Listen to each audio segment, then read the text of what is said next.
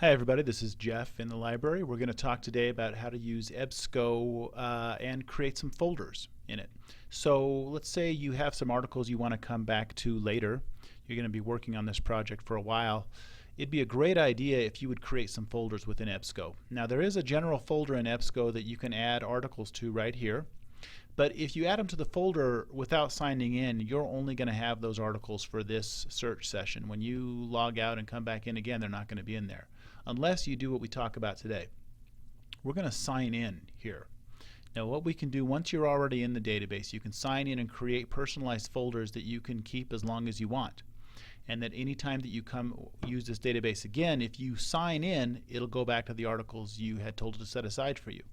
So I'm going to sign in here. Just click sign in. If you have not created an account, if you don't have an account, just click here, create a new account. It's kind of like creating an email account. It's free. Just takes a minute or so. But I already have one, so if you don't have one, create one here. I'm going to cancel that, and I'm going to go back to sign in since I already have one. And once I'm in here, let me just see if I can remember my username and password.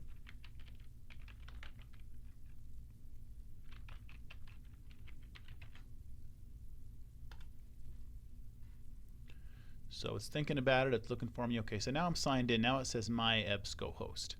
Okay, and I can see this folder means I have articles in here. So if I go here to this folder, so I haven't saved anything to this today, but when I go here, look at all these folders I've created within this database. So it's not like you just have one folder.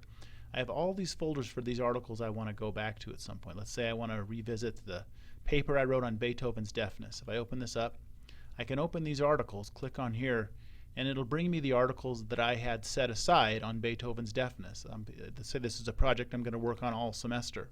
I don't have to print out all the articles, and I don't have to just try to remember, oh, what was that great article that I found? I just saved the ones that I wanted there. At any point I can create new folders.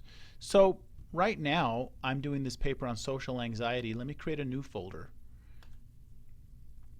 So I click create a new folder. I'm going to title this folder social anxiety. And I'm just going to save this.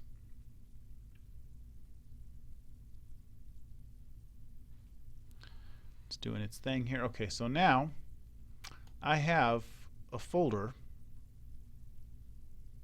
for social anxiety. It's a little bit out of order, but that's okay. Okay, so it's there. They're not in alphabetical order, but there it is at the bottom. They're organized by how I set them up. So at what time did I create them, which might be kind of nice. So anyway, what I'm going to do is go back to my search, and because I want to save some of these articles. Some of these look pretty good.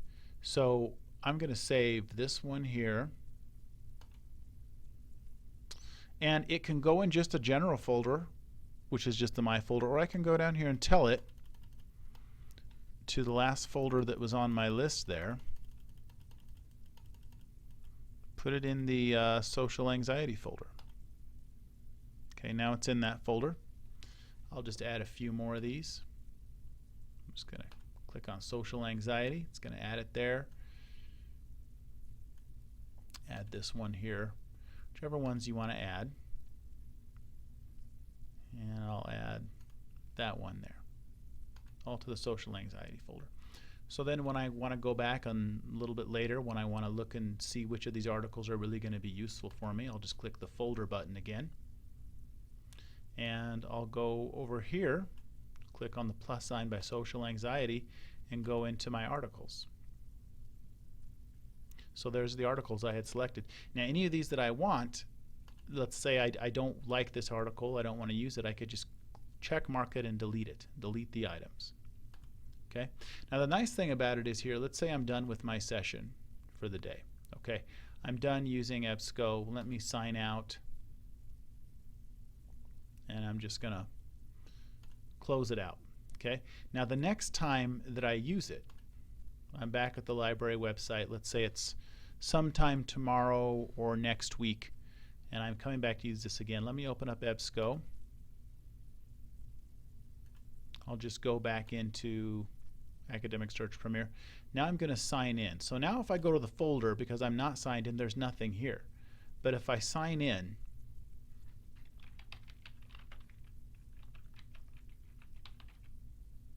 and if I don't make any typos on the sign in, okay, now that I've signed in, it's showing in the general folder there's nothing there because I didn't have anything just unorganized. But I had subfolders over here. So if I go over here, I go to my social anxiety folder, and there's all those articles. Well, there they are. There's these articles. So I can take my time in reading them. I don't need to print them all out. I can take my time, and it just helps you, if this is going to be a semester-long project or a year-long project or whatever, you can go back to these at any time and use them again. I don't know how many times students come to me and say, well, there was this great article I found. I read it, but I can't remember how to find it again. I don't know who the author was. It was really great. It was kind of about social anxiety, but I can't remember what else. How do we find it? This, when you find a great article, just put it in a folder within the database. And the nice thing is also, this is using the database itself for the memory. This isn't using your computer for the memory. So you don't have to worry about running out of memory. You have as much memory as you want. You can save as many articles as you want. And I haven't used some of these folders in years, and they're still saved so that I can come back to them whenever. Also, if you transfer to a different school, just about every school has EBSCO these days. If you transfer to a different school and you log in using their subscription, your folders will still be there for you. So it's a way to totally personalize EBSCO and kind of make it your own. I highly recommend using this feature. If you have any questions about this, please contact me in the library.